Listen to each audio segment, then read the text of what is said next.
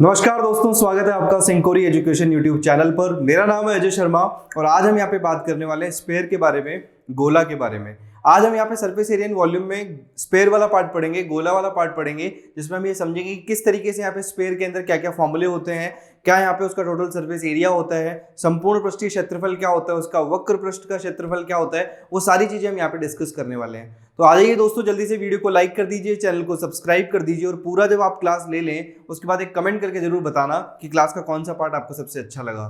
तो चलिए स्टार्ट करते हैं स्पेयर से। इससे पहले मैंने आपको ऑलरेडी सिलेंडर पढ़ा दिया है, इससे पहले ऑलरेडी मैंने आपको क्यूब क्यूबॉइड पढ़ा दिया है, मतलब मैंने ऑलरेडी आपको घन घनाभ और बेलन कंप्लीट करवा दिया है दोस्तों। अब यहाँ पे हम आज डिस्कस करने वाले हैं गोलक के बारे में। शंकु वाला जो पार्ट है, कोन वाला जो पार्ट है आपका, कोन वाला पार्ट इस बार राजस्थान बोर्ड आरबीएससी 2021 के लिए रिड्यूस कर दिया गया है। तो आपको 16.3 जो एक्सरसाइज है आपकी, उसके एग्जाम्पल भी नहीं करने हैं और एक्सरसाइज भी नहीं करनी है। साथ के साथ मैं आपको बताते जाऊंगा कि कौन कौन सा पार्ट आपको नहीं पढ़ना है। तो चलिए यहाँ पे स्टार्ट करते हैं स्पेयर वाले पार्ट से। तो गोला आप देखेंगे कि किस तरीके से आप कोई भी एग्जाम्पल लेते हैं, पहले उससे पहले उसको समझने के लिए मान लीजिए कोई बॉल है आपके पास, आप बॉल जो है आप क्रिकेट खेलते हैं, आपके पास बॉल होगी एक, उस बॉल को क्या बोलेंगे आप? उस बॉल को सर्कल तो नहीं बोल पाएंगे। वो कौन सा शेप होगा दोस्तों? 3D शेप है। वो 3D शेप है, मतलब क्या है? 3 डायमेंशनल, त्रिज्यामितीय जो वो पूरा का पूरा यहाँ पे क्या है, शेप है। तो अगर उसको क्या बोलेंगे आप? 3D शेप को क्या बोलेंगे आप? उसको स्पेयर बोलेंगे, उसको गोला बोलेंगे। जैसे कि अपन अर्थ की बात करते हैं, अर्थ का जो यहाँ पे पूरा का पूरा जो शेप है वो क्या है दोस्तों? पूरा का पूरा राउंड शेप है, पूरा एकदम बॉल की तरह है। अगर आप ग्लोब को देखें, आप कोई भी एग्जांपल ले सकते हैं, बॉल देखें, आप फुटबॉल की बॉल को देखें, वॉलीबॉल की बॉल को देखें, आपको क्या दिखेगा? यहाँ पे पूरा का पूरा स्पेयर दिखेगा, पूरा यहाँ पे आपको दिखेगा कि एक गोला है। तो यहाँ पे आपको समझना पड़ेगा, अगर यहाँ पे मैं बात कर रहा था घन घनाभ की, तब तो मैं बोल रहा था कि यहाँ पे रेक्टेंगल और क्या होगा, हमारा वर्ग होगा या स्क्वायर होगा, रेक्टेंगल होगा, उसकी मैंने बात करी।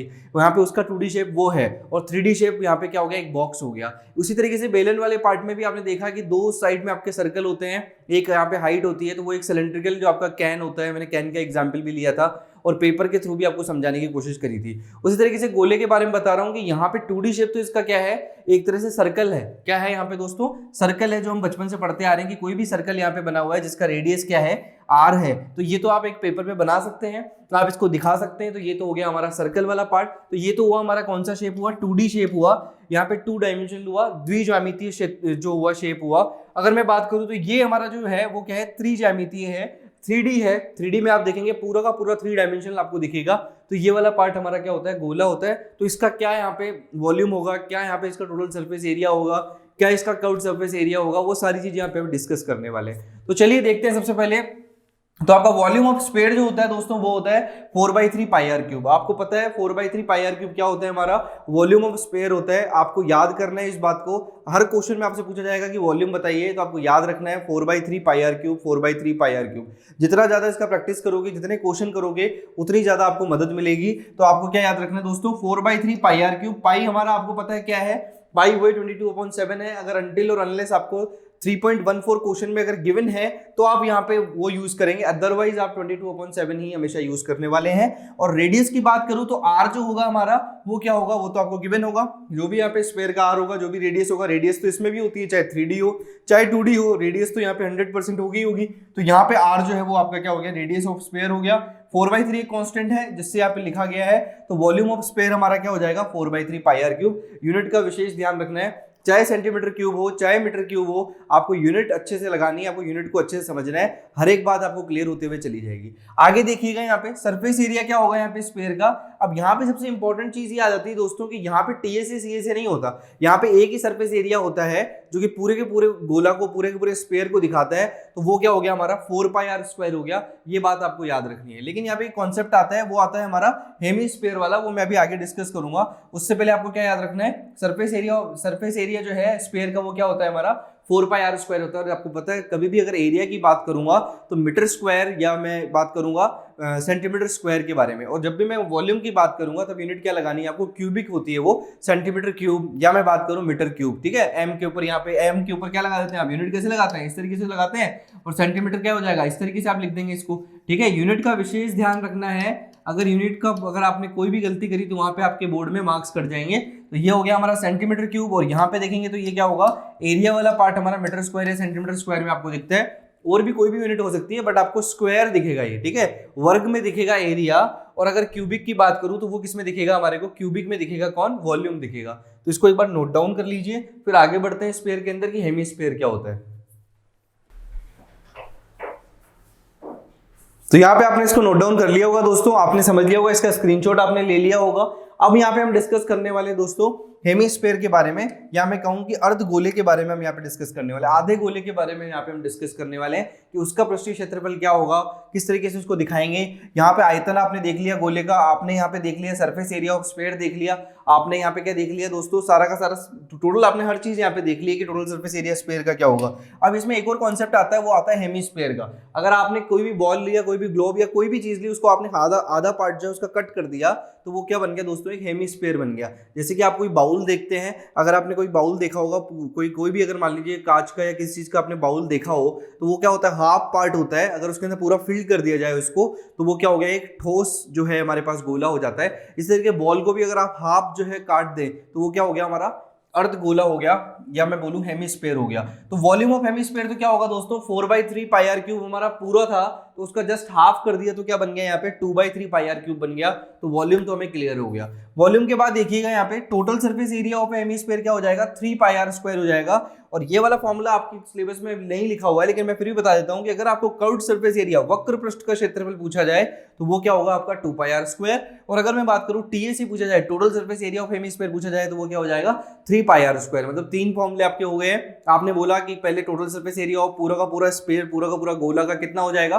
4 पाई आर स्क्वायर। उसके बाद आ जाइए हेमिस्फीयर के बारे में। हेमिस्फीयर में क्या होगा total surface area, 3 pi r square. उसके बाद आगे देखिएगा यहाँ पे सीएसी ऑफ मतलब वक्र पृष्ठ का क्षेत्रफल क्या हो जाएगा, वो हो जाएगा 2 पाई आर स्क्वायर। तो मतलब ये तो हो गए हमारे एरिया वाले।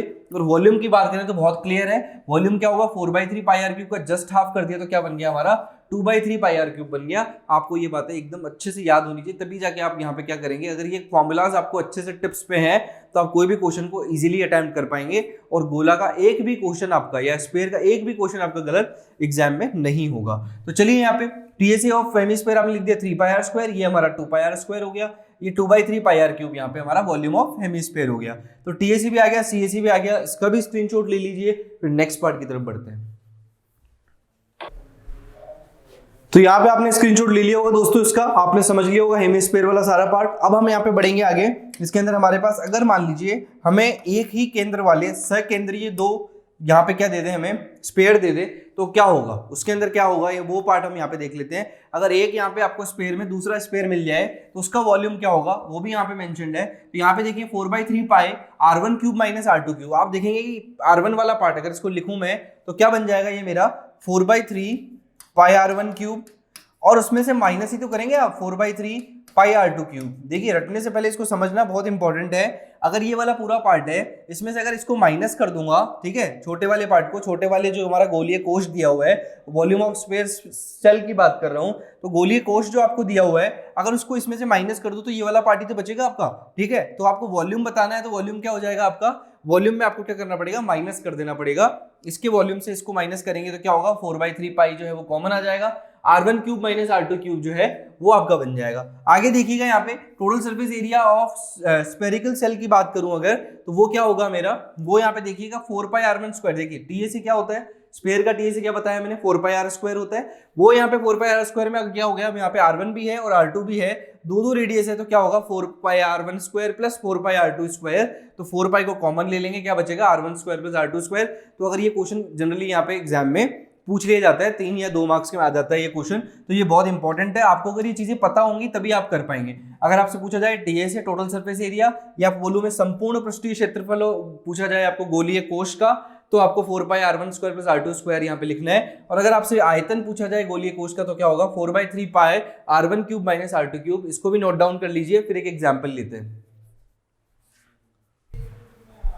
तो यहाँ पे आपने इसका स्क्रीनशॉट ले लिया होगा दोस्तों। अब यहाँ पे देखिएगा आगे नेक्स्ट पार्ट की तरफ। अगला जो पार्ट है हमारा, उसको डिस्कस कर लेते हैं कि यहाँ पे एक एग्जाम्पल लिया जाए जिससे समझा जाए कि किस तरीके से ऐसे क्वेश्चंस को सॉल्व किया जाता है। मान लीजिए कोई एग्जाम्पल आप ले लेते हैं। रेडियस आपको दे रखा है, मान लो क्या दे रखा है आपको, रेडियस आपको दे रखा है 3 सेंटीमीटर का रेडियस दे रखा है। आपसे बोला जाए कि एक गोला है, उस गोले का आपको रेडियस दे रखा है, स्फीयर का रेडियस 3 सेंटीमीटर दे रखा है, त्रिज्या आपको दे रखी है 3 सेंटीमीटर, ठीक है। तो यहाँ पे आप देखेंगे इसका वॉल्यूम आपसे पूछा जाए कि वॉल्यूम बताइए, तो वॉल्यूम ऑफ स्फीयर क्या होता है आपको अच्छे से याद होना चाहिए। वॉल्यूम ऑफ स्फीयर क्या हो गया मेरा 4/3 पाई r क्यूब, तो आप क्या करेंगे यहाँ पे सीधा सीधा लिखेंगे 4/3 इंटू 22/7 इंटू आर कितना दे रखा है अपने को 3 इंटू 3 इंटू 3, ठीक है, 3 बार आएगा यहाँ पे आर क्यूब। तभी आप देखिएगा कॉन्सेप्ट भी यही है कि ये सेंटीमीटर है, ये सेंटीमीटर है और ये भी सेंटीमीटर है, तभी यहाँ पे क्या बनता है हमारा सेंटीमीटर क्यूब बनता है दोस्तों, तभी ये वॉल्यूम होता है, ठीक है। तो क्यूबिक यूनिट तभी आती है हमारी। 3 से 3 कैंसिल आउट हो गया, 22 4 जा कितना हो गया 88। बाकी आप कैलकुलेशन आराम से कर सकते हैं, 88 इंटू 9/7। कैलकुलेशन से इंपॉर्टेंट हमारे पास है कि किस तरीके से फॉर्मूले में इसको पुट करते हैं, कैसे अप्लाई करेंगे, वो सारे एग्जांपल्स भी मैं लूंगा, सारी चीजें मैं आपको क्लियर करूंगा। तो ये आपको रेडियस आपको दे दे, आपसे बोला जाए आगे कि आप बताइए यहाँ पे टीएसए ऑफ स्पेयर बोला जाए, तो टीएसए ऑफ स्पेयर क्या हो जाएगा वो भी आप देख लीजिए। टीएसए ऑफ स्पेयर क्या होता है 4πr² होता है, तो उसमें भी आप देखिएगा 4 इंटू 22/7 इंटू आर कितना हो गया 3 इंटू 3। तो इसको भी आप सॉल्व कर सकते हैं। देखो वैल्यूज पुट करना आना चाहिए और कौन सा फॉर्मूला कब लगाना है वो बहुत इंपॉर्टेंट है, ठीक है। 22 4 जा कितना हो गया 88, 3 3 जा 9 हो गया और यहाँ पे क्या आ गया हमारे पास 7, यहाँ पे आपने लिख दिया इसको। ये यहाँ पर हमारे पास 3 भी आएगा क्योंकि ये 4/3 है, सॉरी ये 4πr² ही है, तो 3 यहाँ पे नहीं होगा, 4πr² हमारे सीधा सीधा यहाँ पे क्या लिख दिया total surface area of sphere लिख दिया, तो वो भी आ गया 88 इंटू 9/7 और ये भी आ गया 88 इंटू 9/7। तो कोई बात नहीं है, उसमें कोई प्रॉब्लम वाली बात है नहीं हमारे पास। तो यहाँ पे सिंपली यहाँ पे देखेंगे आप, इसका वॉल्यूम भी सेम हो गया, इसका टीएसए भी सेम हो गया। तो अगर आपको रेडियस 3 सेंटीमीटर दे देंगे तो ये वाला केस बनता है। तो इस तरीके से आप क्वेश्चंस को कैसे अप्लाई कैसे करते हैं, किस तरीके से उनका एप्लीकेशन होता है, वो बहुत इंपॉर्टेंट है। उसके लिए आपको फॉर्मूला याद होना चाहिए। जल्दी से एक बार एक क्विक रिवीजन आपको दे देता हूँ, जिससे आपको फॉर्मूलाज याद करने में काफी आसानी हो जाएगी। मैंने बताया आपको स्पेयर के बारे में, सबसे पहले बात करी वॉल्यूम ऑफ स्पेयर, आयतन, गोले का आयतन क्या होगा, तो वो था हमारा 4/3πr³। उसके बाद करिए हमने TSA total surface area of sphere के बारे में बात करी, तो वो क्या हो गया हमारा, बात करूं अगर मैं संपूर्ण पृष्ठीय क्षेत्रफल गोले का, तो वो हो गया हमारा 4πr²। आगे देखिएगा यहाँ पे मैंने बताया कि मीटर स्क्वायर सेंटीमीटर स्क्वायर आता है हमारा एरिया में, metre cube centimetre cube unit लेके आता है हमारे पास, किस में आता है, यहाँ पे आता है वॉल्यूम के अंदर, आयतन के अंदर आता है। अगर मैंने बात करी 2D के लिए, तो 2D क्या था मेरा 2 डायमेंशनल जो शेप होता है, तो वो क्या होता है मेरा सर्कल होता है। और अगर मैं 3 डायमेंशन की बात करूंगा तो वो क्या होता है स्फीयर होता है। वॉल्यूम ऑफ हेमिस्फीयर की बात करूंगा तो वो होता है 2/3πr³। आगे बात करेंगे total surface area of hemisphere, तो वो होता है 3πr²। अगर सीएसए ऑफ हेमिस्फीयर की बात करूंगा तो वो होता है 2πr²। सीएसए मतलब होता है कर्व्ड सरफेस एरिया, वक्र पृष्ठ का क्षेत्रफल। टीएसए मतलब होता है संपूर्ण पृष्ठीय क्षेत्रफल। वॉल्यूम का मतलब होता है आयतन। वो सारी चीजें यहाँ पे है। उसके बाद आपको गोलीय कोश दे दे, एक गोले के अंदर दूसरा गोला, दोनों का सेंटर एक ही है, एक की रेडियस r1 है, एक की रेडियस r2 है, त्रिज्या r1 r2 दे रखी है। वॉल्यूम ऑफ स्फीयर से हो जाएगा 4/3π r1 cube minus r2 cube. Total surface area, इसका संपूर्ण पृष्ठीय क्षेत्रफल क्या हो जाएगा गोलीय कोश का 4π r1 square plus r2 square. एक एग्जांपल की मदद से समझाया कैसे वैल्यूज को पुट करेंगे। आपको मैं उम्मीद करता हूँ पूरा स्क्वायर अच्छे से समझ में आया होगा और ये जो आपको पांचों फॉर्मूलाज हैं वो अच्छे से याद हो जाएंगे, तो आप आराम से 16.4 को और एग्जाम्पल्स को कर पाएंगे। तो मिलते हैं नेक्स्ट क्लास में, जहाँ पे मैं आपको उदाहरण और एग्जाम्पल्स को समझाऊंगा। तो मिलते हैं दोस्तों नेक्स्ट क्लास में, तब तक के लिए आप सभी का बहुत बहुत धन्यवाद।